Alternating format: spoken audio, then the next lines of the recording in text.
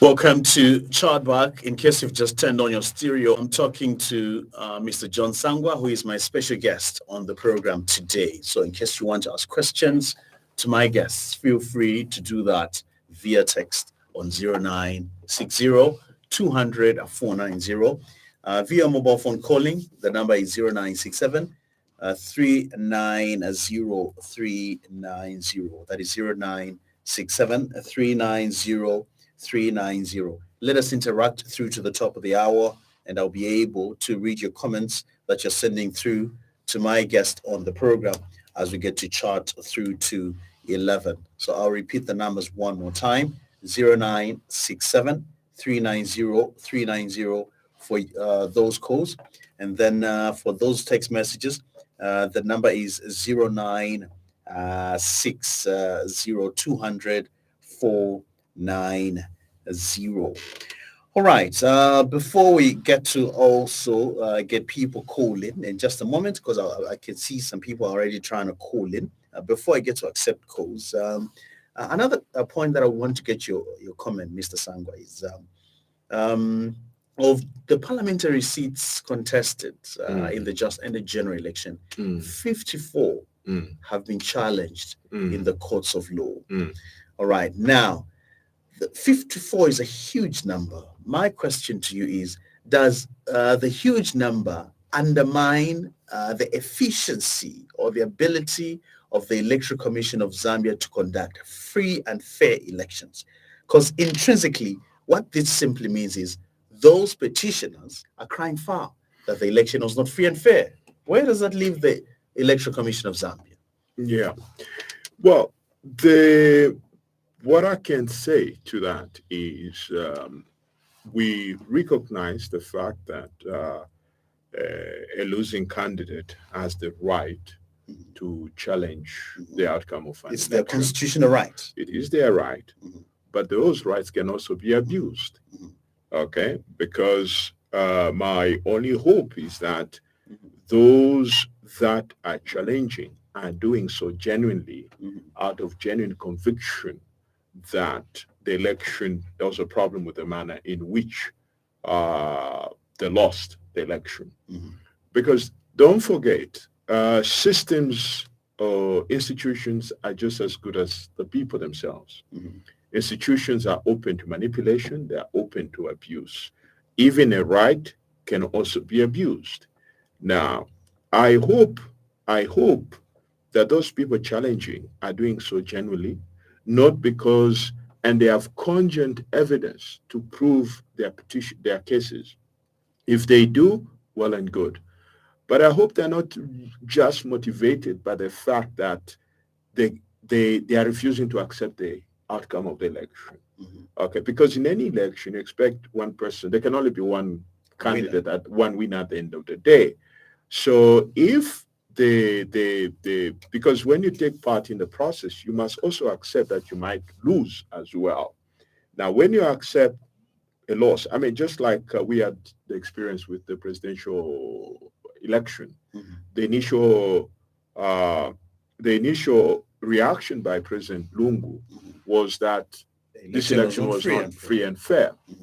Then he came back and thought through, and he said, well, I concede defeat.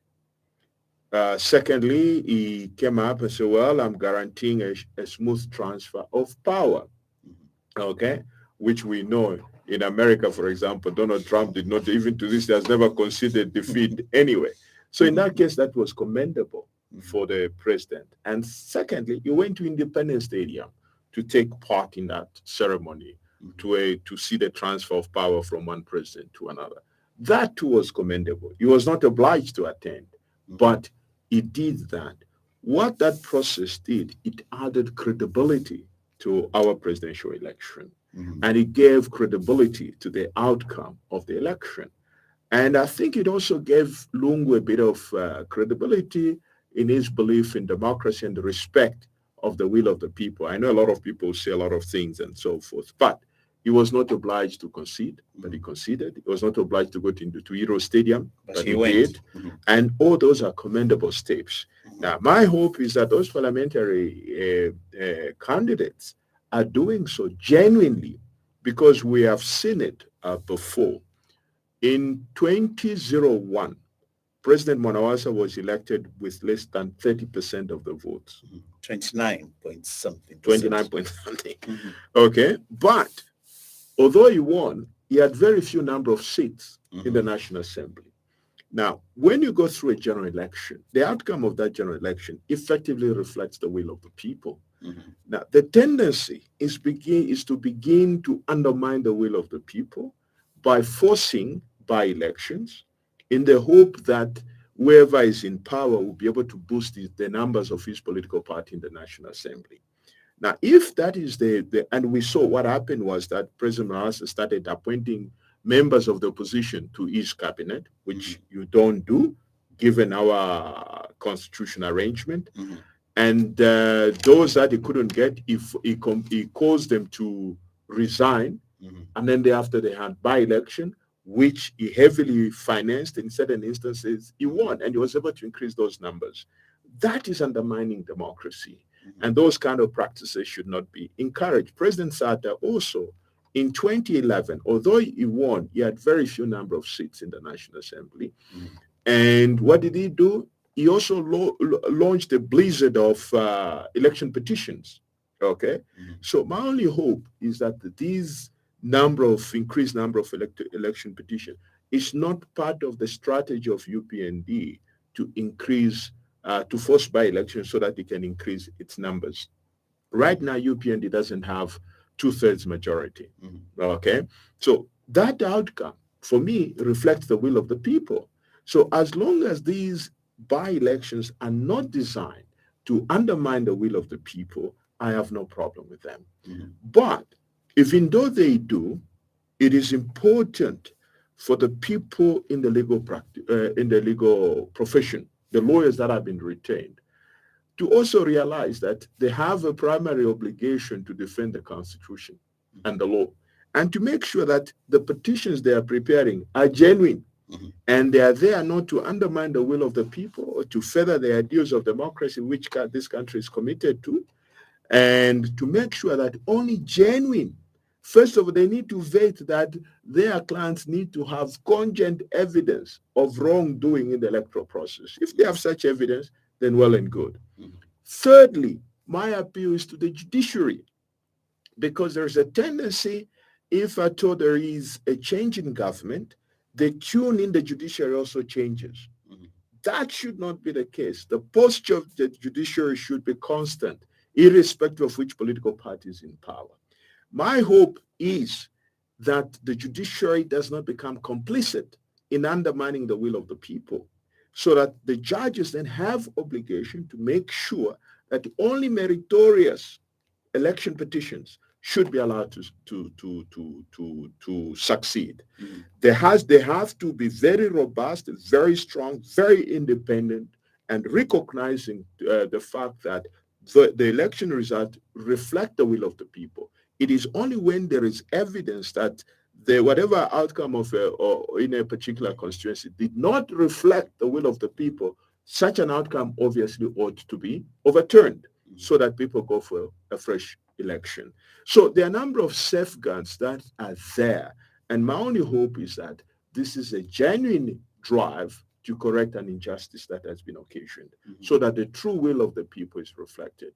But it would be against our democratic principles, against the Constitution, against the law, if the petitions are being used to overturn the will of the people. Then that would be abuse of the entire process. All right. Now, somebody anonymous wants to find out, why do members of parliament swear to serve the president? I thought the executive was a separate arm of government, or maybe the legislature should be separate from the executive. So why swear to serve the president? Okay. Yeah. Now, we need to understand that in our system of government, the president combines two functions. Okay. One, the president is the head of state. Okay. And is the head of government.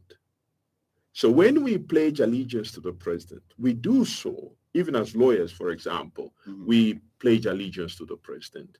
We do so as head of state, not as head of government. Okay, that's the difference. For example, if we take the obvious situation, is you have, say, the United Kingdom. The head of government is the prime minister. The head of state is the queen. Now, the queen is above politics.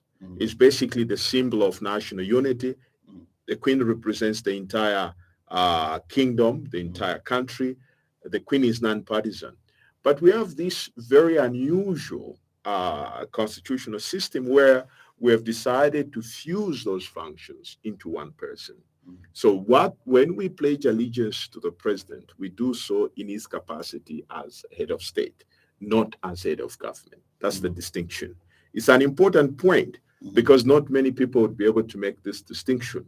So maybe as part of the legal reforms or constitutional reforms, we need to interrogate this issue, whether it is appropriate for us to be able to give, or other one organ of government to be able to pledge allegiance to the president in his capacity as head of government, head of state. Okay. All right. Now, there's another point that I'd also want to hear from you, Mr. Sangwa. There's one presidential act, or there's one act that the former president did make that has gone down with notoriety. That has to do with presidential pardons, right? Probably 48 hours or 72 hours before he hands over power, he did pardon about 60 prisoners.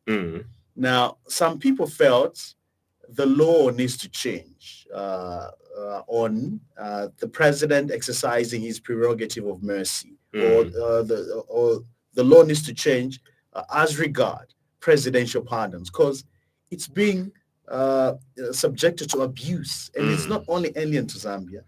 We saw Donald Trump do that in the United States, and then just a few weeks ago, our very own former president did the same. All right. What do you make of the notorious presidential pardon a few days before a former president hands over power? Yeah, no, I know that invariably when something outrageous as that happens, we normally rush to blame it on the weaknesses of the law. Now, we must understand that the law has limitations as well, because I often argue that the law is as good as the people themselves. If you elect or put in place a bad person as president, you do bad things irrespective of what the law says. Okay, so that is why it is important to check the character of the people we elect in public office. That is why, for example, I've been calling for this. I said earlier on that there is need to have public hearing so that the lives of these people occupying public office are scrutinized. How have they lived their lives? But if you put a good person in office, you do good things. Not because the law says you should do good things, because it's in his nature to do good things. So what you saw the last pardon, the last act that you did, was also just poor judgment on the part of the president. You don't do such things in your last day. But of course, you're not constrained, and the law cannot prescribe for everything. Certain things will have to be left in your good judgment. I think that was a failure of on the part of judgment, failure of judgment on the part of the president. But if people are very passionate about these issues, there is nothing that stops them from going to court to have these issues interrogated, because there is a procedure that has to be followed in granting pardon. There is an advisory committee. First of all, it's not the decision of the president to start with. So representations are made to this advisory committee. Now, the advisory committee is supposed to scrutinize all these applications for mercy that are supposed for pardon or whatever, which are supposed to be presented to the president. Then it is the committee now to make recommendations to the president. Okay? So based on that, then the president will act on the recommendations of the advisory committee. The idea is to stop people who are in jail from making direct recommendations to the president, because then you open up opportunities for corruption and everything else. So there is, between the people that have been convicted seeking mercy and the president, there is an advisory committee in between. So everything has to be related to the advisory committee, and the president will act based on the recommendations of the advisory committee. In this case, one of the fundamental questions that is there is, when did this committee sit? Okay? When did this committee sit? And at what point did they make these recommendations that these 60 people should be released for whatever reason? Okay? Now, these are, again, issues that require transparency in the process in which some of these pardons are given. But I think if people feel very, very strongly about it, nothing stops them from going to court to challenge those pardons that have been given, and so that we know exactly what transpired. What were the considerations? Okay, what were the considerations? What went into pardoning certain people and not others? What made the president do that in the last minute when he could have done it much earlier and so forth? So as part of creating transparency in this process, I think I would urge those feel very strongly about it to go to court, because every power, whatever the president does, it is open to judicial review. The court can investigate that to look into that decision and see whether it was done in line with the law. Even if the decision does not get reversed, at least we'll have insight in understanding exactly what transpired. Maybe because of the secrecy surrounding it, maybe it was done properly. We don't know. But when we go through the court process, we'll have the opportunity to know exactly what transpired. Great. Let me get to accept a few calls on the program. The number is 0967390390. Yes. Okay, we seem to have lost that one. Call us back on 0967390390, or you can send your text message to 0960-200-490. You're through to chatback. You're through to the program. We seem to have lost that one. Let me try to get another one right on the program. The number is 0967-390-390 or 0960-200-490. You're through to the program. Yes, good morning, sir. Yes, good morning. Kindly give us your name and where you're calling from. My name is Sampa Kalenda, and I'm calling from Indola. Sampa Indola. Please go ahead. Yes, sir. Thank you very much. I really appreciate Mr. Sangwa. Is that Mr. Sangwa? Yes, it is. Okay, thanks.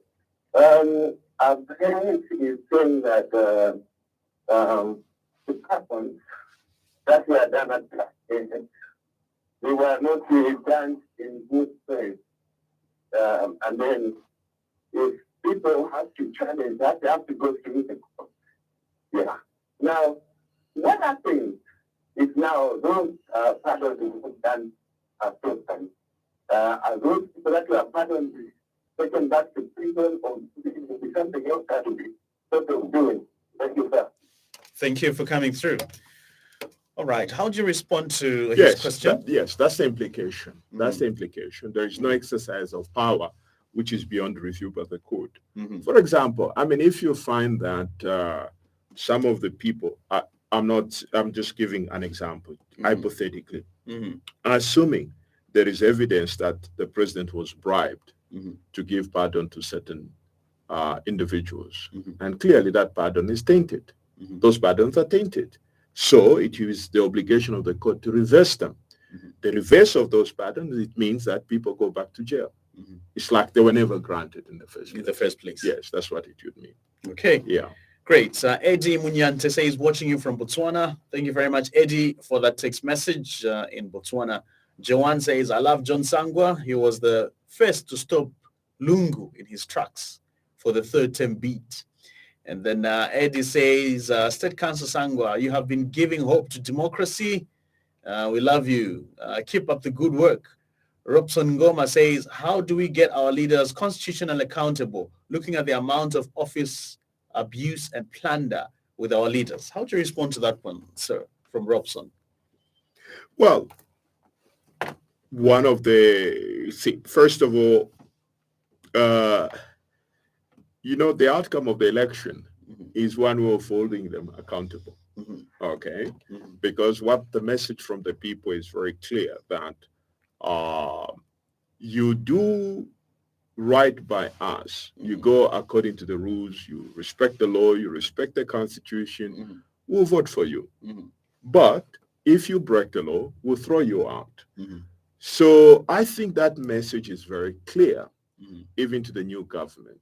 Okay, so the new government, for example, my own thinking is that the election of the seventh president and the number of votes he got is not a reflection of his popularity. It is a reflection of how much revulsion people have had for President Lungu. So it is so that message in itself is actually a message even to the current president to say, you do right by us, we'll give you another term, and if you don't do right by us, we'll throw you out. So there is that process already. But again, we don't always have to resort to the vote to correct the wrongs. I think holding them accountable is a responsibility of each and every Zambian to make sure that we remain alert and check and everything that is being done in our name. The problem in the past is once we go through the process of election, we go to sleep as citizens. Okay? We only wake up when things are so bad and begin to wonder, what were we doing? I mean, were we in some kind of a coma? Okay, so what is important is for the citizens to be engaged in the affairs of the country and to realize, to check on what is being done in their name. I think that is very, very important, and that is one way in which we can hold the leadership accountable. I mean, I'm quite delighted to see the way people are questioning. For example, there was a debate recently when the president appointed Honorable Msokotwani as Minister of Finance. There was a debate as to whether what the president had done was constitutional or unconstitutional. The debate was necessary, okay, because that means that people are watching, people are checking each and every move or appointment that the president makes, which is important and healthy for our democracy, and that is how we hold our leaders accountable. It is a daily responsibility that we have. It's not a one-time thing. No, it's constant. Check on everything that they do. And if, let's say, you find something wrong, then you talk about it.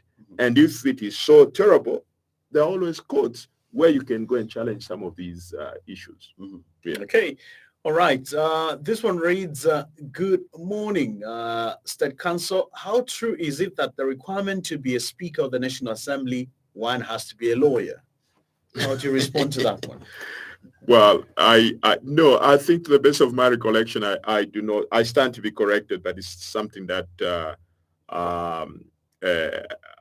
I do not think so. But I'll check it out before the program is up. But I don't think so, because what I know is that we have had previous speakers who have not been lawyers. But let me not comment on that. I need to check what the qualifications are. Yeah, so I hope we'll be able to do that. With that. I'll confirm before the program ends as to okay. Yes, yeah. All right, let me get the next caller. You're through to chatback. You're through to the program. Good morning. Kindly speak up and give us your name and where you're calling from.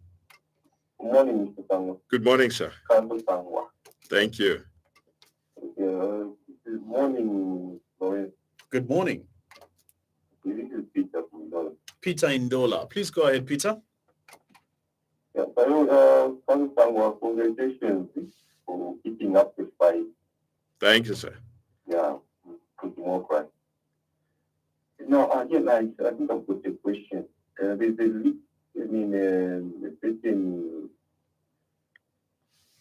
something that leaked on the media, social media, where the company and the governor were like, Mr. Kambu was trying to like get it on the keys, and then stuff like that. Then later on, so the governor was saying, no, it's not the right position, but then again, the governor gave the numbers to Mr. Kambu. So if you want, they can inform me on this. So what's the implication there on the side of the governor or Mr. Kambu? Because you don't know what transpired afterwards, after when the governor gives Mr. Kambu the number. I don't know what to take on that one.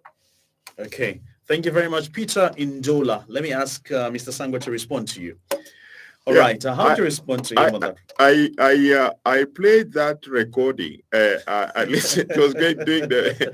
I mean, it sounded like I think some people at Alco on the phone on that discussion at Alco. So I mean, it's very difficult for me to comment. I mean, first of all, we have a challenge with the veracity of the recording and so forth, who did the recording and everything else. But if you look at the content as it stands, you know, it clearly shows the extent of the lawlessness that was prevailing, because and it shows. Because such kind of conversation should not even take place anywhere. In the first place. They shouldn't, you know, and to have such a conversation, first of all, you're having a conversation with a person who occupies no public office whatsoever. His only connection is to some political party, and he's able to have direct such a conversation with the governor of your central bank. That very forget about what was discussed. That very conversation is a scandal in itself, because you can't have such kind of discussion in the first place, you know, with the Bank of Zambia governor. And what you are basically saying is like this, you are giving the impression like the Bank of Zambia governor is such a powerful person, he can just snap his finger and things happen. I think they were discussing bonds, and I mean, because is that even how you do it? You know, but I mean, the very fact there was this conversation might mean that this is the way business was being done. No wonder we ended up in a mess like this. You know, but such things should never happen in the first place. You know, and that also goes to show how much we have cheapened the role of the central bank, including the very office of governor in the first place. You know, so such things should never happen in the first place. Yeah. Okay. All right. This one, anonymous text says, what is your response to that text saying you stopped Lungu in his bid to go for a third term? And what was it like for you during that fight, quote and unquote, for the Constitution? Because today you're being considered a hero, sir. Yeah, I mean, I wouldn't really say that. Is it possible I can answer this before you read the text? Qualifications for speaker. Yes, yeah. I mean, one of the things I always tell people, never open your mouth if you have not read the law. Okay, and that's why I declined. I couldn't speak from memory, and I don't rely on memory on the law. Now you have the law before you. Now I have the law. Now the qualifications for a speaker are provided for in Article 82. 2 of the Constitution, and it says a person is qualified to be elected Speaker of the National Assembly if that person is a citizen by birth or descent, B, does not have dual citizenship, C, has been ordinarily resident in Zambia, D, is at least 35 years old, E, has obtained as a minimum academic qualification a grade 12 certificate or its equivalent. That's it. Declares that person's assets and liabilities as prescribed, has paid that person taxes and made arrangements satisfactory to the appropriate authority for the payment of taxes. And H, is not a member of parliament. That's it. That's it. That's simple. Okay, it's that simple. So I don't know where people are getting this notion.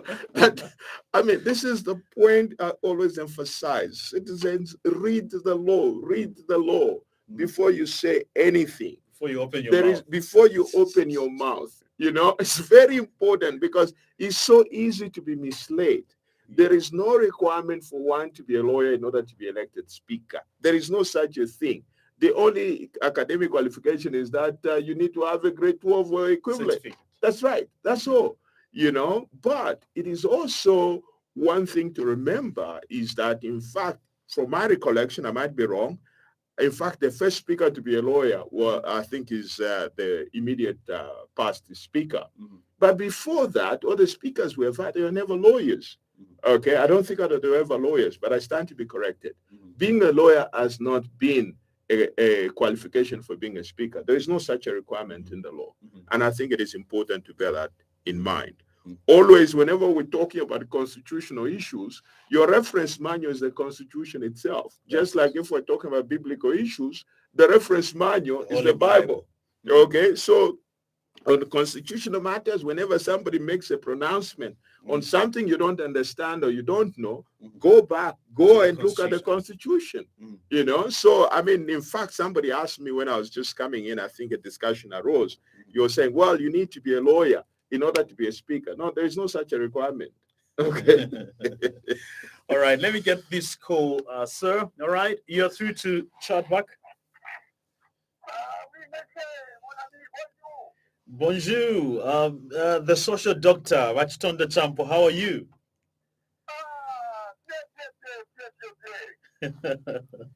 Please go ahead, sir. Good morning, sir. You see, I'm a layman, but I listen to a lot of things which goes in circles in this world. You know, one thing I've observed, we try to interpret what we put on the paper using a pencil and a white paper. What do I mean? I remember that somebody criticized the former president to say, how can you say, when he what he said, which at all? When he wanted to say, we have got Jerusalem, legislature, and the executive. Yes, these are the many wings of any nation, three of them, not 4, 5. If I don't get other advice, it is the president, in whom all the powers of the nation have been invested. However, coming to the other thing, some people, if I don't put them correctly, say, to pardon somebody who started crime, we must have served the second period to qualify for such a pardon.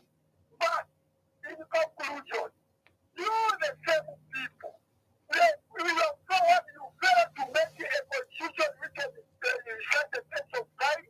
You fail to interpret so that when you come together, you say, this is capital C. Somebody says, no, this is smaller C. This is a full stop. Somebody says, no, it was not full stop. It was not supposed to be comma. And this is how we argue and we fail to interpret law. Especially law you have Uganda. I don't know, no wonder. We have got I don't know what it is. I don't know. Can you be serious with the law? You know, a law, that's why they say, hey, when you start a law, you got to argue. You go up to Ghana. So that you have to say, no, he has been repeated, he did not do a person. And so a law was like a medical. When somebody got there, it comes out when that was going to be okay. But you know, I don't know what we call it here in Zambia. Can I hear more? Thank you very much. Thank you, Untitled Chapter. All right, so how do you respond to him, sir?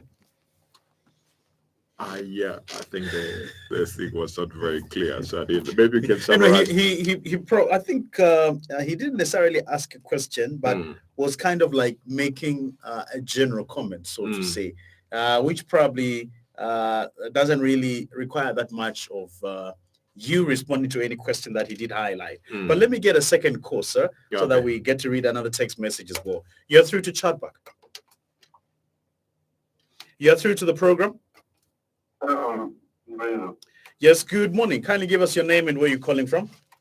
Morning once again. This is Peter again. Yes, Peter. Yeah, I think maybe the reason why this is a question of speaker, somebody, the lawyer, I think the reason why it's poking up so much, because maybe we as somebody, imagine if somebody like Mr. Patrick Matirin, who was the speaker last time, okay? And if you remember last time when Mr. Kambui crossed over, I don't know if he resigned from the team, or he was empty. Okay? Mr. Matirin, I think he cleared Mr. Kambui. I think when Mr. Kambui went to court, they said the court said no, he erred. Okay? And then Mr. Matirin was a lawyer. Okay? Now you can imagine if somebody who could not according to law, okay, then put on the speaker. Can you imagine how many errors can really be taking place in families? I think that's the main worry that we have. Thank you very much. Thank you, Peter. All right. So Peter seems to favor a lawyer taking up that position. Yeah, I mean that is why we need public hearings so that people can express their opinions. But if that is what people favor, well and good. But to suggest that the law requires that is that is not correct. The law doesn't require your law degree or whatever. But again, doesn't mean that because you're a lawyer, then you do a fantastic job. It's not that. At the end of the day. And even if, let's say, when you're a non-lawyer, it means that you do worse. No. Also, don't forget, when you're in the office of speaker, it doesn't mean that everything revolves around you. You have people that can advise you. There is a full-fledged legal department that works for the National Assembly that can advise the speaker on some of these legal issues if there is a problem. And so that is why it's not actually a recommendation or a requirement that you have to be a lawyer. But if that's what people want, then well and good. But even if you have the qualification, doesn't mean then your performance will be outstanding. No, we have had outstanding speakers in previous years, but they were never lawyers. But it comes out down to the caliber or character of a person. Okay, you can have all these qualifications, but if you're a terrible human being, it won't count for nothing. It will not mean anything. So those are the factors to take into account. Okay. This message says, Morning State Council, I heard you mention in your response to an earlier question that in a case of a pardon was tainted, if perhaps the president was bribed, a person is taken back to prison. But what happens to the president? Should he be prosecuted? Yeah, I mean, there are provisions to that effect. I mean, clearly, if you get a bribe, yes, as president, you will definitely be prosecuted because it's not part of your function as president to take bribes in the process because you'll be doing that in your own personal capacity and it will be required in order for you to be arrested and prosecuted for that. But again, there is a caveat. You have to go through the process of lifting the immunity before one can be subject to prosecution. Absolutely. Yeah. All right. We've come to literally the end of the program. Now, I want us to get parting shots in this regard. Therefore, all right. What would be your concluding remarks in winding up today's discussion? Recommendations, advice in charting the way forward, championing judicial reforms? Because you've said we need an overhaul of the entire system. So I'm giving you the last 5 minutes now to probably wrap it up for us, sir. How would you conclude today's discussion? Yeah, I think if we are to take a cue from the outcome of the election, what the people are basically saying is that we were on the wrong path in the last 10 years. So the people have put a stop on that direction. And people basically are saying we need a change. And that change has to be radical. It's not about where there was green, there should be red. No. What they are talking about is a radical transformation of the entire country, of the direction in terms of how things have been run in the past. That has to change radically. And that is why people are, I think that is the message coming out of this election. And that is why I am saying that to achieve that level of change, you, first of all, you need to reform your institutions. Because whatever you do, you need institutions to be able to, you cannot do those changes in a vacuum. You need the institutions to be able to achieve those changes. But if those institutions were there during the worst 10 years, those institutions were corrupt, were ineffective, they failed, then how do you hope to achieve change, which is radical in nature, using the same institutions? You can't, because those institutions proved to be ineffective. They failed the people. So you cannot expect that those same institutions will be able to deliver when you are talking about a new dispensation. So what is required is a complete overhaul of the system. And most importantly, the change in the law is not the only thing we have to talk about. First of all, I mean, I heard something. I read something where I think the president was saying, Bali will fix it, right? No, Bali can't fix it. It will require Bali and the people to fix it. It requires a partnership between the government and the people to fix it. The president alone cannot fix things, but to say that Bali can fix it's a utopian concept. It never works. We tried it in the Kaunda days where we sat back. You see, we're expecting government to provide for us, to give us things, but that system was only able to subsist up to a certain point. That system collapsed. Now, we went through another system where government abandoned its responsibility to the people, and that's why we have had these chaotic 10 years. So we need a new arrangement where it is the leadership, the government working with the people in order to transform the country. It is not Bali's sole responsibility to transform this country. No, it is primarily the people's responsibility. And that starts with people changing the mindset. Okay? So transformation begins with you and I first.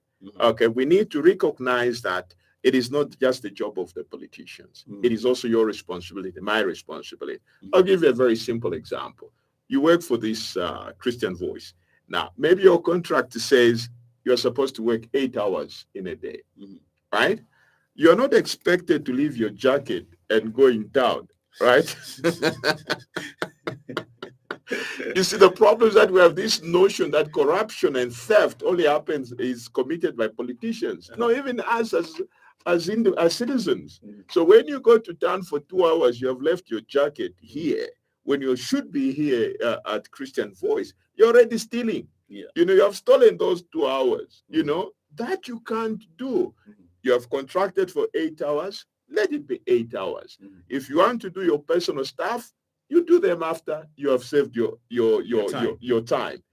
It comes even to a guy, I keep talking about this thing, even a guy who is making tea, right? If he's given a packet of sugar that is supposed to last him a week, he cannot take half the packet of sugar and take it home. No. That is theft, So it goes to that low level. We need to change our mindset as a people. I mean, I've seen some people, for example, when they get arrested at a roadblock, for example, they simply refuse. They say, you know what? I'll pay, but you must give me a receipt. A receipt. No, but the charge is 300, pass the charge 100. It's 300, I'll pay 300, and you give me a receipt. That's how you transform the country. It is the mindset. Now, I am worried about this notion that Bali can fix it. No, Bali can't fix it. It is the people. Okay? Bali can be a leader, can provide direction, but it cannot be on that direction alone. It needs to carry the people. Transforming this country requires a partnership between those in leadership and the people. The people must do their part. I think my plea to the current government, I mean, to paraphrase something that a famous politician said, was that don't just ask what your government can do for you, but ask what you can do for your government. That's right. That's what we should be talking about. Yes, Bali will do his part, but what are we doing on our part as citizens to supplement Bali's efforts? That's right. So I think it's important. We've gone through this. It's a utopian notion when you say Bali will fix it. Then it means I'll simply sit back and say Bali will fix it. It won't work. Bali has to introduce policies that will make businesses grow. Businesses should be able to create. So we should run the economy now.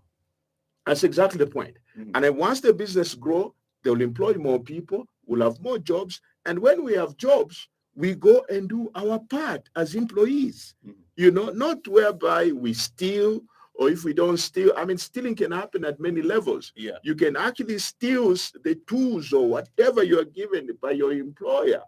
But what is happening is that you're undermining the growth of that business, So when we say stealing is not just to the politicians. it is also to an average human being. You know, even for example, when you look at these minibus drivers, they can also transform this country, you know, stop at designated bus stops. Not anyhow. It is as basic as that. That transformational process will have to start with us. We must, I mean, listen, we know the difference between living in an ordered society and living in a chaotic society. In the last 10 years, we've been living in a chaotic society, you know, and we know that, we at least have an understanding of the cost of chaos, you know. So it is a process that we have to go through. And the most important thing is that we need to have a national conversation. Nobody has a monopoly of wisdom. The fact that you are a leader, it doesn't mean that you know more than your people. No. You still need to consult. You still need to defer certain things to the people. So what we're talking about, what we should be talking about, is a partnership between the governors and the governed for a better Zambia. You know, it cannot be the responsibility of an individual to transform this country. No, it is the people's responsibility.